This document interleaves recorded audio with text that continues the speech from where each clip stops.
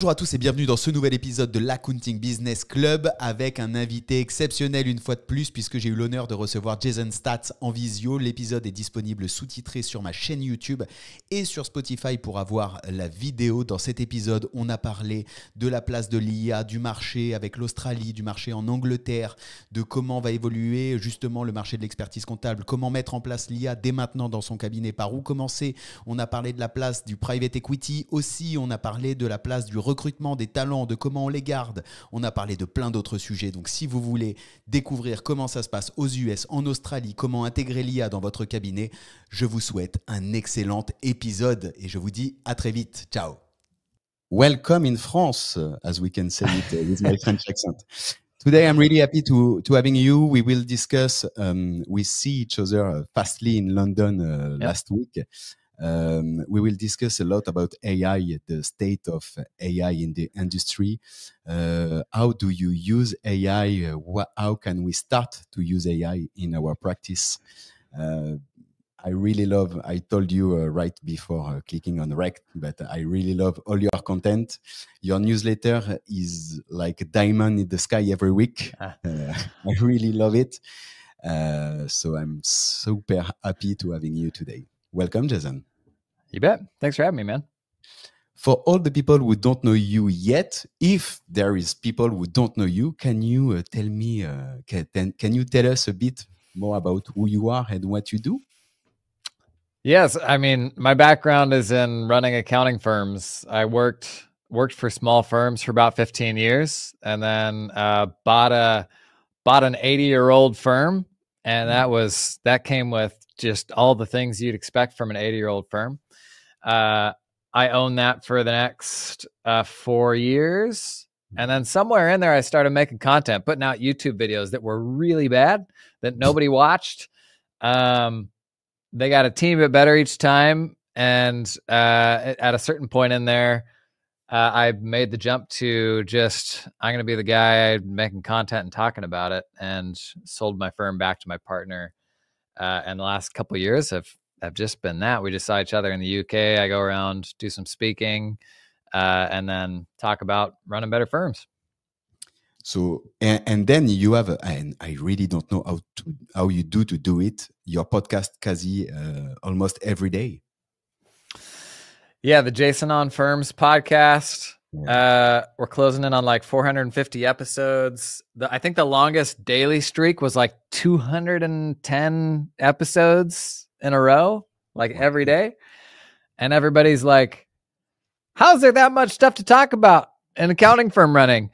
And there's just always is. I think what I try to do is like go deep, like talk about the more deep operational stuff, because most of the content out there is actually from our software vendors, and it's very surface deep because these people didn't run accounting firms. So the idea of that podcast is we're just going a level deeper to talk about the day-to-day. And you have your community too? Yep. Got an online community, called Realize. It's got about 500 firm owners in there, and that is what that's become is basically like a peer networking group. Like all of the big unlocks I had in my firm came from meeting other firm owners who had already done the thing I'm trying to do, or could offer some shortcuts. And so that's basically just a place to meet some of the most progressive firms in the world. And it's important because at the end of your talk in London, you say something really important for me. It's like, it was, okay, what is important with AI right now is to go out of your office and discuss with your peer. And this is important to repeat it even at the beginning of the podcast, because AI is so important right now.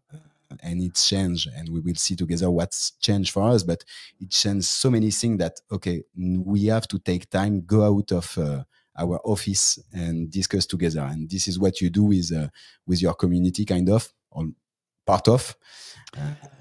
That's the idea. I mean, the slowest way to learn anything is by yourself. So especially with AI and how fast it's changing, the more you can just put yourself alongside other people. In person really helps, because like being in a different environment, it just kind of fires up your brain in a different way. But at the very least, like having those friends where you can riff on ideas, you can hop on a call, like that accelerates your learning so much.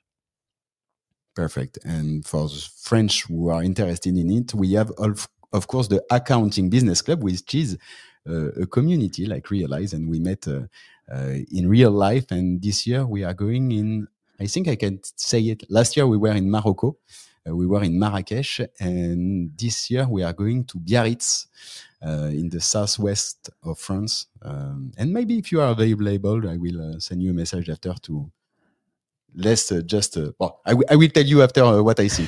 Very cool. So you do an in-person meetup every year? Yeah. Awesome.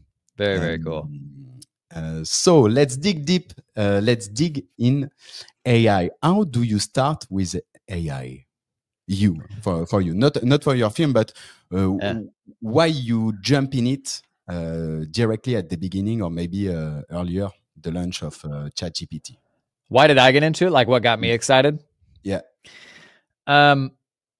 If you were plugged into like playing with ChatGPT in the very, very beginning, that was November of 2022. I still remember, and I don't know if you had this experience, like it was probably the most magical software experience I'd ever had, where it was this black box. You could ask it anything. It would give you a really confident answer. But it was unlike anything else that we'd ever used because it didn't really have boundaries. Like we were like a week into ChatGPT, and I just been kind of sharing the different testing I'd been doing on Twitter.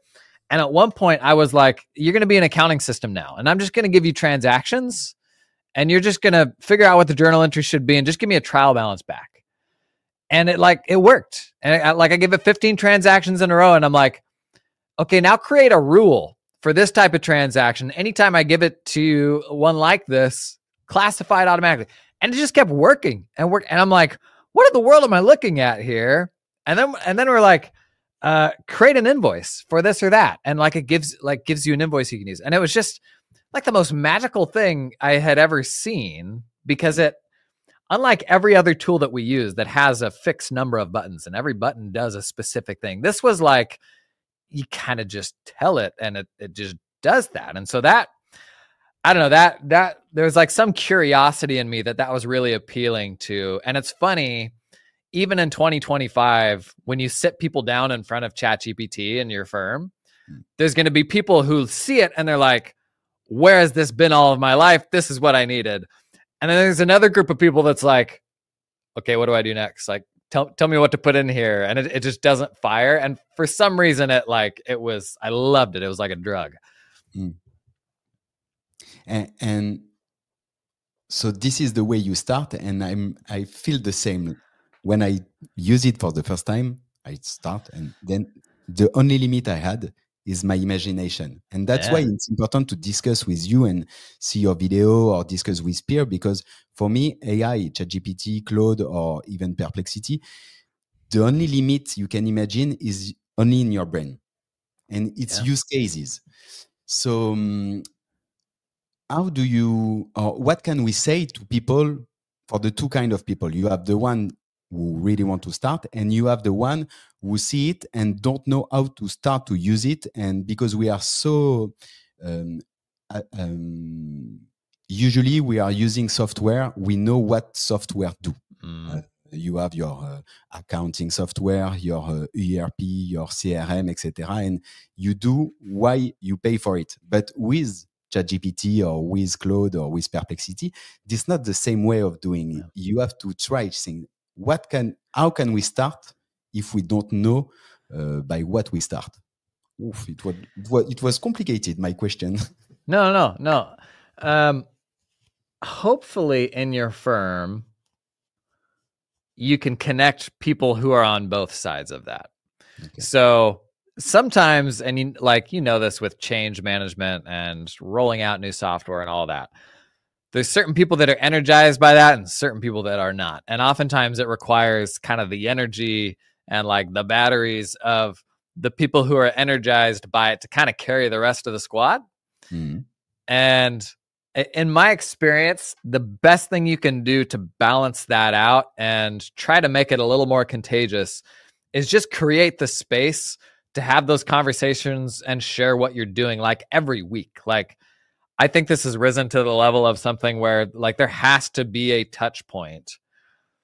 I think in 2024 you were using, AI ChatGPT because you could see it getting good. In 2025, there's now a pretty big delta between the folks who are really effective with it and what they're capable of doing and the folks who aren't. And I was given a talk in Melbourne like a month ago, and one of the other speakers, she was like, I'm no longer willing to employ somebody who can't make effective use of AI to be more productive. Like, it's gotten to that level where it's almost like a core work skill, like words per minute typing or, Microsoft Office proficiency or something like that. And if you employ somebody and we're not putting this in front of them, in many ways, I'm like jeopardizing what does the future of their career look like and their work skills. So I think it's critical to be having these conversations every single week inside the firm. Hopefully you have a balance of the people who can get really excited about it and who it comes easy with connect them with the folks who that doesn't come as easily for, but then also find ways to like create external opportunities as well. So like in your community, for example, to me, the best thing about communities like this is like to make a few friends who run firms also. If we're going to do a weekly call, let's do it with this other firm too. Like, let's get out of our kind of group think and tunnel vision. And how can we pull in more external people to help us get ideas as well? And the more you just have these conversations, the more you just pick that stuff up along the way, I think. Love it. So the first advice is to take time to discuss together, but do it every week. And it's really important to do it every week because it's so fast right now. So great advice. I think so. I think the speed at which people are finding new use cases too, if you do it less frequently than a week, you almost forget those things as opposed to being like, hey, what were the quick wins you got this week? Yeah, love it. For me, in my company, we write an email. So right now we have on Slack, but we have a channel on Slack which name is the 1%. And at the end of the week, every member of the team send to the team, okay, this is my 1% of the week. How I use AI to improve myself or improve my content or improve my work. And on Monday morning, we discuss together. We take time on the weekly and we say, okay, this is how I use. You can check it right now. And it's impressive how fast we improve our using of AI. So that's great. I heard a statistic from another speaker who does like facilitation. Like she'll meet with firms and kind of bring them along. And they do something like 4 or 6 sessions. And in the first session, the percentage of people who are like, I use it very sporadically, it's like 85%. And only like 4 weeks into this 6-week thing, and she meets with them like once a week, something like, it was like 78% were using it multiple times a day by then. Like, not because anybody was telling them to, but because within 4 weeks, they'd been like, oh, dang, okay, no, I see, actually, I can use it over here, I can use it over there. Accountants, I assume it's the same way in France. Accountants in the States love to have just like a ridiculous number of monitors. Like they take pride in the number of monitors they have because they like being distracted by other things, I guess. But having ChatGPT up on a monitor all day so that you remember that it's there and it can probably help with it. It doesn't take long for folks to get excited about it. Great idea to make a 6-week rendezvous. Love it. Okay. Yeah. And great number. For you who work with a lot of country, or you see what's happened in Australia, in the UK and the US, what is the state of AI in the industry? I think it's been pretty similar everywhere I go. And it's always, with accounting firms, it's always such a huge spectrum. And you and I and the people who will tune into a podcast about running accounting firms, that's such a tiny, tiny percentage of the whole profession, right? And so that's a very, very progressive group, the people that are even having these conversations and consuming content about how to run better firms. And And so what I find going to like digital accountancy show where we were the other day, a conference like that, the people who will turn up is like, it's the 1% of the profession. Mm. But even in a room like that, I can say like, who's using ChatGPT? And now probably 2/3 of people raise their hands. So not even like, even within the 1%, you don't have full adoption. Mm. But every single month that gets better. Like back in the early days when I was, shouting from the mountaintops that this matters, a tiny percentage of people were using it. So it's coming around. It's getting more normalized. We understand the security of it. Like there's no longer the fears about client data. Like there's completely secure ways to use it, GDPR compliant, all that stuff. So it's come a long ways, but I don't know that one country necessarily stands out among the others. At least in the US, oftentimes the perception is that Australia, New Zealand are ahead of the curve. And I think that was maybe a product of cloud accounting coming earlier there. Mm-hmm. And a lot of that was due to regulatory stuff. Like you could file taxes digitally sooner. And so they had maybe a 5-year head start on like really good cloud tools. Mm-hmm. But then a lot of folks look at the US and because of Silicon Valley and tech developments and all that, they think we're super progressive. But the US writes more paper checks every day than like the rest of the world combined. So it's a big spectrum. I think it's an opportunity. Like if you want to get ahead of other folks, like lean into it, and it's not a real high bar. Mm. And for you, for the 1%, the top early adopter, what are the best use case with AI? How do they really use AI in the accounting firm? I mean, the super basic one everybody talks about is like writing emails, and I can definitely do that, but I'm kind of bored with that one by now. One thing it does do really well is like kind of tricky things. Like if we're going to send out a price increase notification or something like that, like it's a lot better than most accountants at writing that sort of thing. The no-brainer for me is meeting recorders, like just to have transcripts of all of your meetings. Imagine if you could go back 10 years and have a transcript for every client meeting, how valuable that would be to have perfect recall. That's really valuable. It's not a new thing. AI just made it a lot better and a lot more searchable too. Like it's not like you don't have to have the exact words right. Like it'll retrieve stuff easier. But then I send almost everyone to ChatGPT because they have the team plan that's secure. And there's like, it's great for research. It's great for a whole bunch of different things, but the power of it is how specific to you it can be. Like how it's really, what are your workflows, the stuff that's a headache for you that the other software platforms don't solve for, because maybe you only have that problem with, one client. Those are the use cases that I think are really cool, but it's also why people have a hard time, like the iPhone had like the camera app, like that was the killer app for the iPhone was the camera app. ChatGPT is really not the same way. AI is not the same way. What makes it compelling is like the very specific to you use cases, like the Excel formula that you need to save you a bunch of time on this thing. Just like the very sort of one-off things I find are the most valuable. One thing I want to share, even with the audience, and I want to review on it.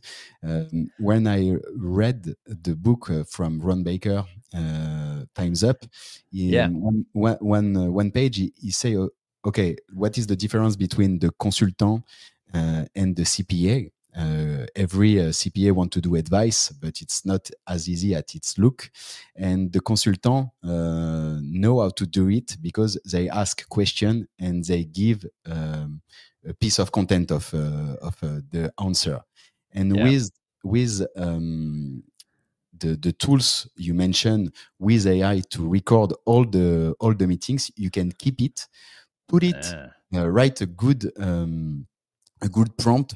It depends on the tool, but some tools you can write the prompt directly in the tools. You record the meeting, then you just have to copy and paste this in an email, and you have, okay, we discussed this was what's happened last month, this is your main objective for next month, this is what you have to do, this is how we can help you, and next check is this date, and just click paste. And I think this is a game saving or game changer for the industry, enfin, for all, because even for me who have like a consulting firm, it's game changer. I win so many times. Yeah, there's so many useful things that can be harvested from a meeting transcript, like in what you do and what accountants do. You know, what are the things we talk about, like, you know, and the business principle is sort of like, what is the sawdust of a business? Like, what's a byproduct, a thing that just happens when you run your business, and you may not even think that that's a product or a thing that you could sell. Like, the sawdust of an accounting firm is meeting transcripts, like us giving advice, be it on a phone call, a video conference, whatever it is. And if we start capturing those, that's like instant content. That's like, you know, blog posts. That's, hey, AI, like, help me take these 10 meeting recordings that I did recently that were all about, you know, cash management, and give me some ideas for how I could create, you know, a catchy framework for how I advise clients. Like, once you have these captured, there's so many things that you could do for yourself and for your firm, especially when we're like, I don't have time to post on social media, or I don't have time to do this or that, or I don't have time to make a slide deck to go, you know, talk at that thing. Well, like, just grab all your meeting transcripts, like try a few AI prompts. At the very least, it can get you like 75% of the way there, but it's only possible if we're capturing those transcripts so we can do something with them. And for you, what will be the impact for the staff of the implementation of AI with ChatGPT? But I'm not really sure that ChatGPT, Claude, or any other tools like this will really change something with the staff, but maybe directly in the software. Xero, QuickBooks. In France, we have Penny Lane, Sage. What will change for the staff for you? That's a good question. For sure, the tools that we use will change. They should get better. The big unknown, honestly, is AI agents.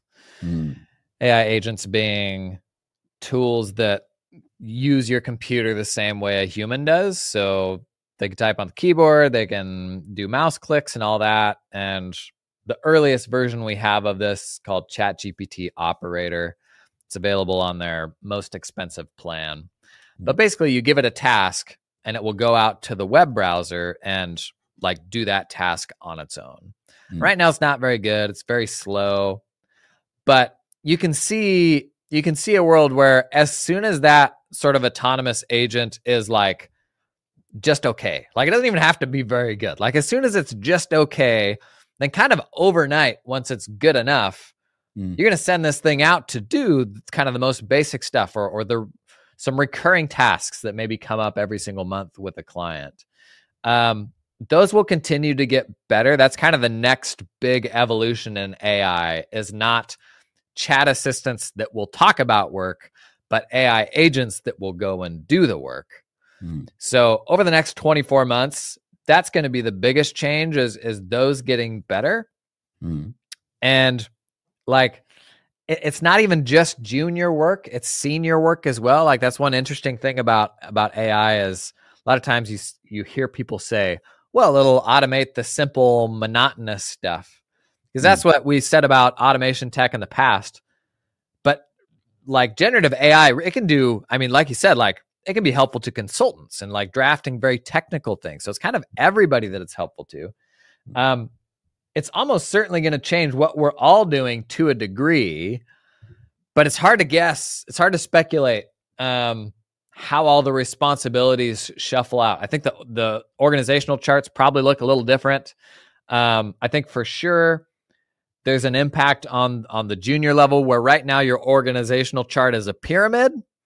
I don't know that you need as much on the bottom if it will handle a lot of the time-consuming things we do today.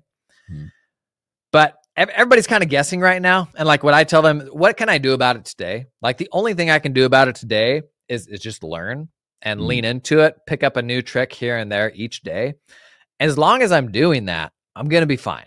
Like I'm not going to be surprised by anything. So like if you boil that back to what can I do right now, it's the things we're talking about. It's getting the team together every week and just learning a little bit each day. So the team have to be the junior, but not only the junior, everyone in every firm right now have to be curious and try something by ourselves. Right. Like right now, I would say AI is more helpful for reviewing a set of financial statements for correctness than it is preparing it. And so that review function, that's usually a more senior thing, right? But that one works pretty well with AI because I can give it like a clean package, like a clean deliverable, whereas putting it together is a very messy process.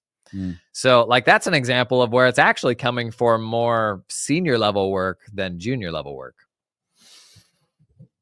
And for you, when I discussed with Scotty in the podcast, he said to me that in the US, one of the main, not objective, but one of the main challenge is recruiting.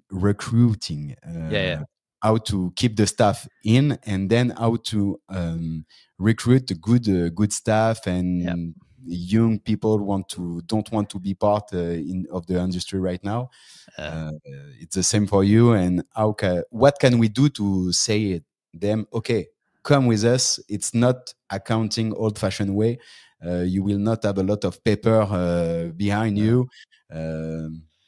What can we say to the new generation if we have to say something to them? Is it the same way in France? Yeah, it's the same. Yeah. I mean, it's accounting. Like when you're 18, who's like, yeah, I'm going to be an accountant, man. So there's definitely a branding problem, but these days it is more tech.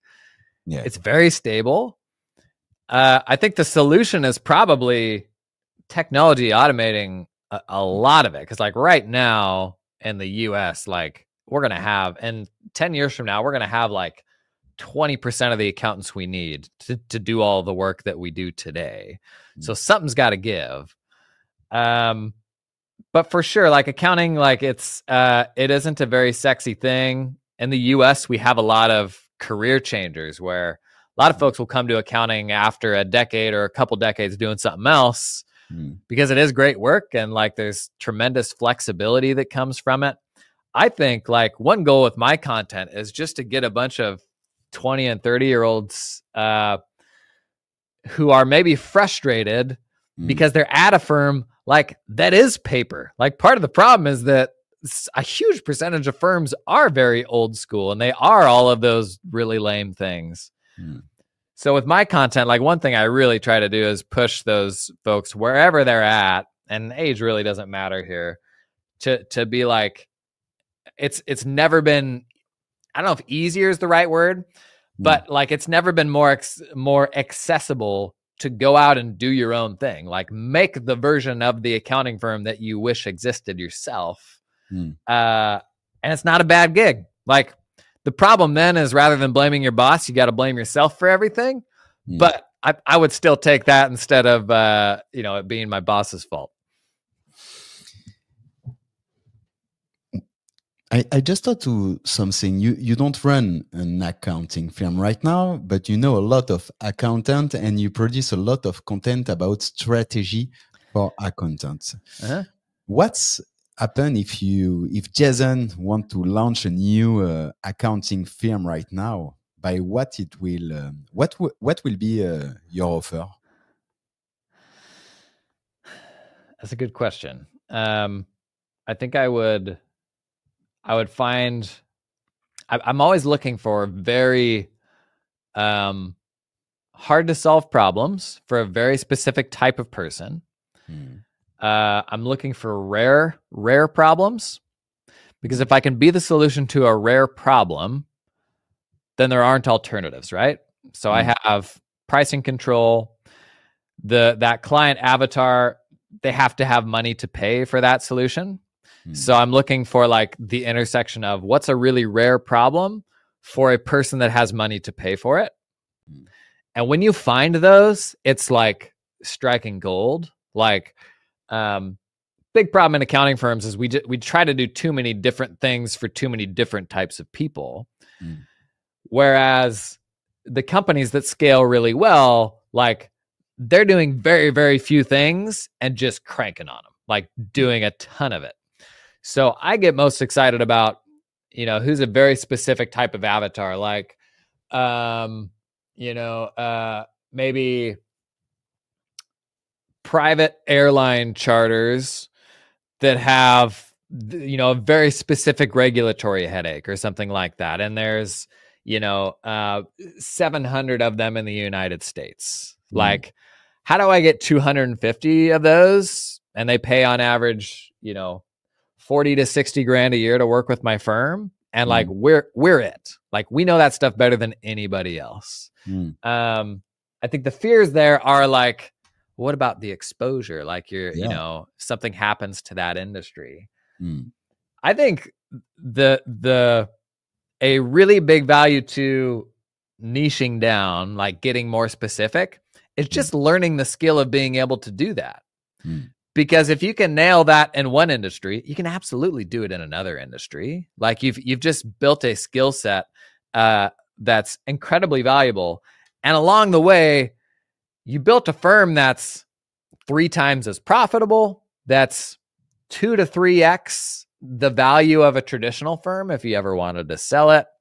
So I'd probably look at something like just very, very specific like that. In a perfect world, something I was really interested in too. So like I would just enjoy hanging out with these people. What would you do? What's your answer to that question? Great question too. If I have to launch a new accounting firm, great question. You know what? I'm pretty sure that I will do the same. A small boutique, really niched, with an industry that I really loved, and an industry with a lot of patience, because I don't want to work when I wake up in the morning. I just want to have fun. And that's why I launched my company. That's really important for me, to having the luxury to choose, to be able to choose my clients. And that's why I create the community. It's because when my clients come to the community, and when they call me, I'm really happy to see their number or their name on my phone. And that's why I really love the business model of the niche and the small boutique. Yeah. That's a good test for, should I work with this client or not? I don't know if it really translates, but we call it like phone pickup ability. Like when I see their name, what do I feel? Am I like, crap? Or am I like, oh, I could talk to John? Like that's who you want to be working with, right? And that's exactly for me. I have a test. It's because we are in France, so we love eating at the restaurant. So my test is: will I be happy if I'm going to lunch with him a day in the week? And if the answer is yes, I will work with him or her, of course. There's like maybe this is an American thing too, but there's this notion that like work has to be suffering. And it definitely can be. And being a business owner too, like oftentimes it's like, oh no, that's going to be hard, and it all comes back to you.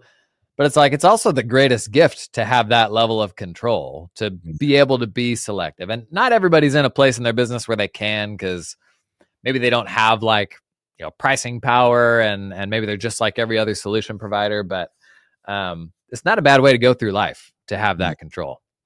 Yes, and then you are happier. I'm pretty sure that you are happier when you work with people you loved. You love the project, and you have more impact of them and more impact on your team. We have the same way, but I'm not surprised, because watch too much content and I listen too much content from you, so I knew. But I have another question, not about AI. I just want to understand what's happened with private equity in the US and in this industry. Yeah, it's interesting. There's a lot of money that needs somewhere to go. That's one ingredient. It has to go somewhere. Yeah. Another ingredient is you've got a lot of really big firms with partners who don't have anyone who can buy them out. So the first thing is kind of a solution for the second thing. Okay. There is like some legitimacy to it. Like it's, there's a lot of examples of PE coming in and ruining something. And I would say that's the vast majority of what I've seen. But there's still a version of it that is for sure interesting. So like Alexis, you and I, we could go out and get a whole bunch of people that want to invest money in something. And we could genuinely come in and say like, hey, we think we have a better way of running accounting firms. So we're going to roll up these firms and we think we can achieve these efficiencies by doing this, that, and the other thing. And like PE is no different. Like they have a lot of very, very smart people and a lot of resources to, in theory, be able to run better firms, because let's be real, like the vast majority of accounting firms, they're not run very efficiently. Like they're run by, craftspeople or tradespeople who enjoy doing the work. And that skill does not always translate to running a very profitable firm. So like on paper, it all makes sense. The reality is it's really, really hard to get accountants to change the way they do their work. So if I'm going to come in and roll up 10 firms and now I've got a 10,000 person accounting firm and I'm like, no, we're just going to do this now. Like, well, it's not that simple. You got to change all the people. You got to change the clients and all that. Like I can understand it all on paper. But I think like in my experience, at least what I've seen, as exciting as it is, and as many people who make money on the transaction and the potential transaction as there are, like, and these are the people you see talking about it, is who's getting paid by these transactions happening. I've seen a lot of it not work well, but I'm sure somebody at some point will do it well. It's a very hard thing to do. It's great to get this feedback, because in France there is a lot of private equity who call me right now, not only me, but it's a big trend. It's good to have your feedback, because I feel we have the same issue. This is the really human firm. Really, your customer, your clients, your team, and they really don't want to change. Like, okay, we are now 1 + 1 + 1, chop, just one, and do this maintenant, do this right now with this software, and it's not happen like this. Yeah, on the one end, it creates a lot of opportunities for the folks who want to build really big firms and do really big exits. Like it's a great time for those type of people. On the other hand, I know a lot of people that are picking up great clients from firms that got rolled into PE because the firm kind of went to crap and the client wasn't happy with the service after it got acquired. So if you're not wired that way and you just want to run your own thing, like you're going to get a bunch of these clients too. New topic. I just have an idea about this. What is for you the link and the relation between vendors and accounting practices? They're super essential. Especially in this age of AI, it's never been more important than it is now to be working with the companies who know AI. Like, at least here, like our practice management system is like kind of the brain of our accounting firm. It's where all the files live and all the clients and just projects, everything is there. And changing that to a different system, billing, everything, changing that to a different system is a hell of a project. And when you commit to a company like software platform like that, and they don't keep up, or you look at that other one and they're doing all sorts of cool stuff with AI that your platform isn't doing, like that sucks. I mean, that for the firm for the software your firm runs on, for the accounting ledger that your clients use, like it's really, really important. It's very high stakes to get it right. I don't know, like there's always some friction there too. Like you see vendors that don't really understand how accounting firms work. I think personally, way too much of the education in the accounting industry comes from software companies. And we'll happily sit there and be like, yeah, no, this totally makes sense. But it's obviously all coming through the lens of, I got to sell you software. And I want there to be, we talked about this a bit, but I want there to be 10 times the number of Jasons and Alexises out there, because like somebody has to put out more independent information that's just a reflection of what actual firm owners are saying. I made a really expensive mistake, wasted 2 years and over $100,000 buying a software platform and putting the whole firm on it before I knew any other accountants. Like I didn't really have anybody I could ask for feedback. And we made the decision based on what the salesperson told us. And we got in there and it sucked. Like it was awful. And in hindsight, you're like, well, it's a freaking salesperson. What do you think they're going to do? They're going to sell you the software. But like now being more connected, like if I'm thinking about going to a platform, I can talk to 10 people. I can post on social media and be like, hey, who's actually using this? Is it actually good or not? And that just that's the value of community to me. That unlocks, saving yourself years on that sort of thing. And are the accountants or CPA afraid of some editors? I saw QuickBooks want to sell something directly to the customer, to the client. Are they afraid to lose the relationship with the clients, or it's okay? And yeah, it's interesting. So Intuit, the company behind QuickBooks, their leadership now, the way they say it is their CEO says we're a done for you company. So they're like a software company that's increasingly becoming a service. So they rolled out a few small versions of this with like tax preparation and some other stuff like that in the United States. And it was very successful. Like it's a really good service for consumers, like for simple people with very simple tax needs, very small businesses. Like they've made a really good service, but they're going to come up market with that. Like they're now fundamentally in competition with the accountants who use their software platforms.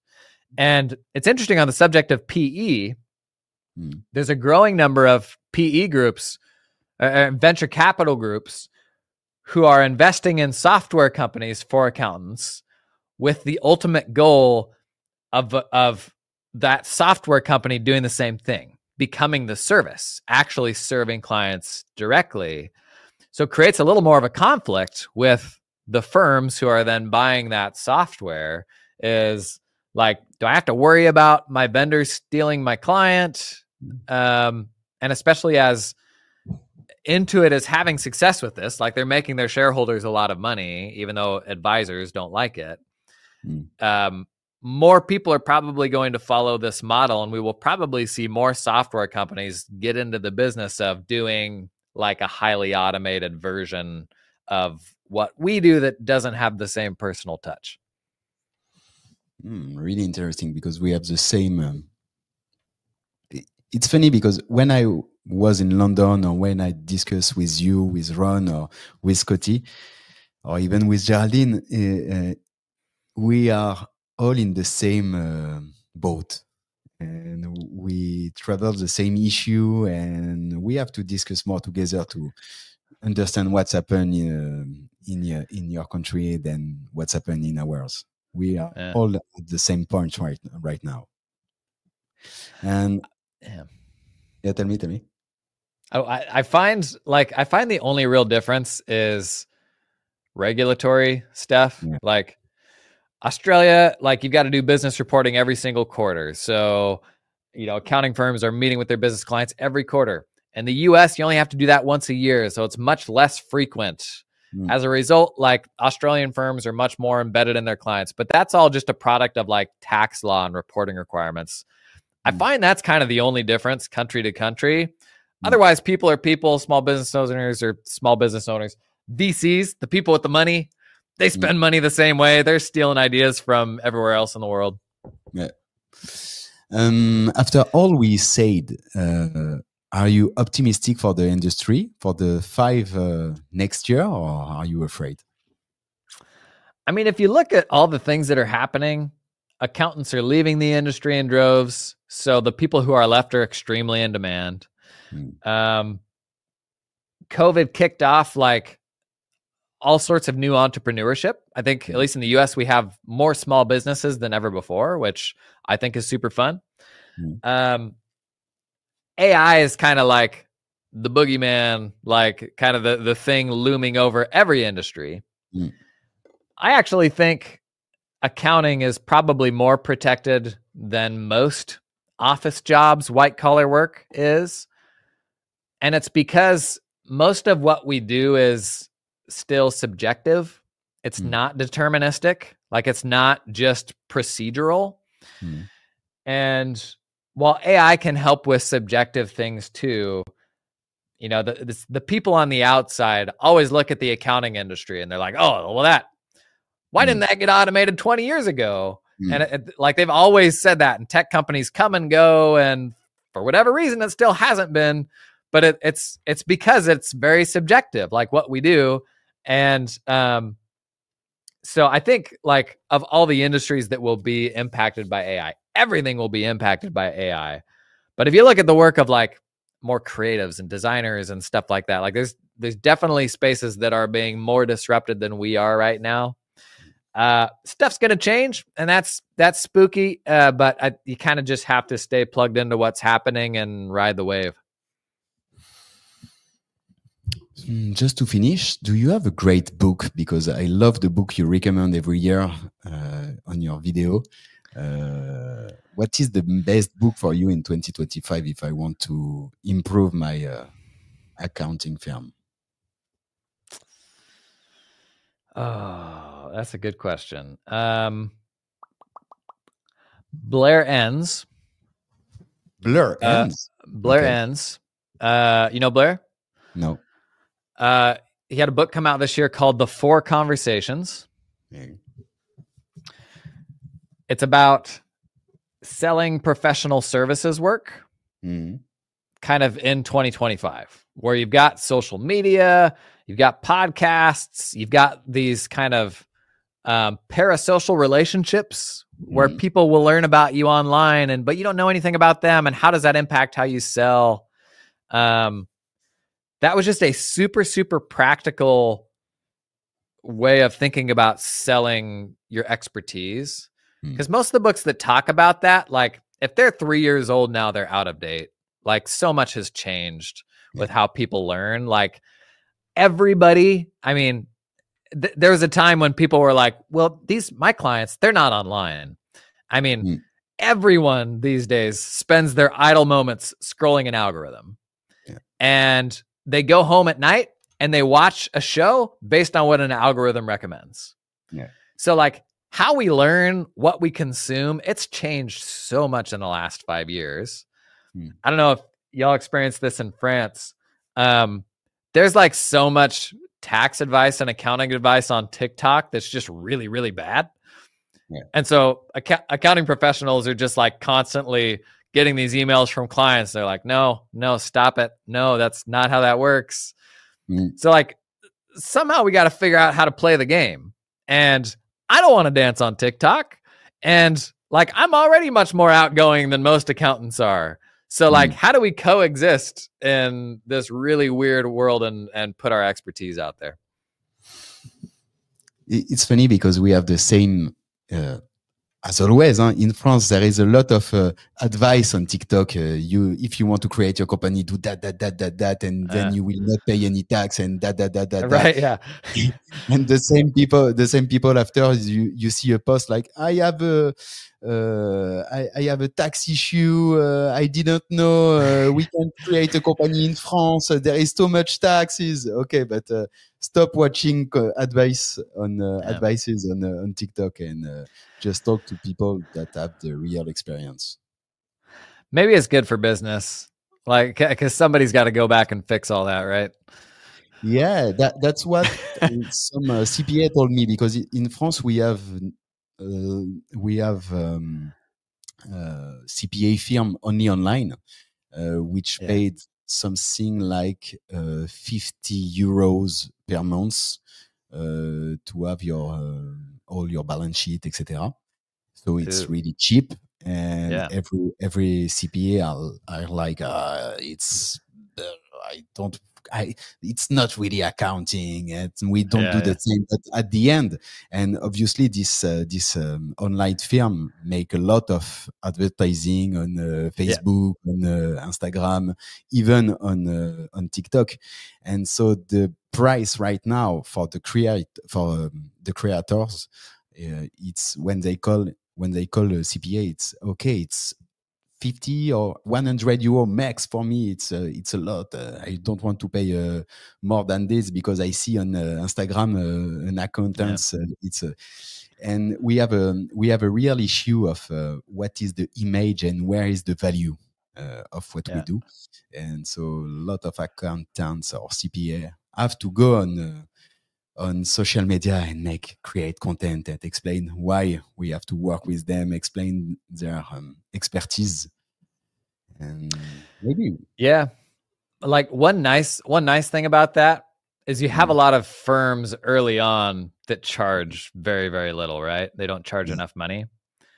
We have the same thing in the United States, and those services keep coming up market. So maybe it's 50 euros this year, but like next year it's a little more, it's a little more, it's a little more. I would say it's actually increased the floor, like the minimum of what firms ought to be charging. And if they want something that costs that, I'll send them straight to that service. I'll say, go use that. I'll see you in a year when you come back. And then we can talk again when you have a better understanding of the value. Because sometimes people just have to learn that to believe it. Yeah, it's an educational way. So you have to go there, try, learn, fail, and then you will have a great, not a great, because I don't want to say there are no great CPA, but there is not the same level of advices. Right. Yep. So Jason, you was in London, you was in Melbourne, you live in the US. When are you coming in France? This is the real question. That's a good question, man. I'm going to do a Countex in a few weeks, but part of getting to the UK more is just to do more Europe stuff in general. So probably soon. I don't know. We'll see. I'll let you know when I do. I keep my finger crossed. And then next time you come to London, maybe not next time for Accountanks 2025, but maybe if you come back for 2026, you have to take a train ticket. It's 2 hours from London to Paris. Let's do it. Maybe we can create an event. Yeah, put together a little event. That'd be fun. Love it, Jason. Love it. Thank you very much. I will put in the show note. Do you want to add something maybe? Oh. You plug the newsletter pretty good. I would just say jasononfirms.com. That's probably the best way to keep up with what I'm doing is the newsletter. Yeah, of course, I will put it on the show note. It was a great pleasure for me to having you on the show. And I hope to see you in Paris next time you come in Europe. Let's do it. Thanks for having me, man. Thank you, Jason.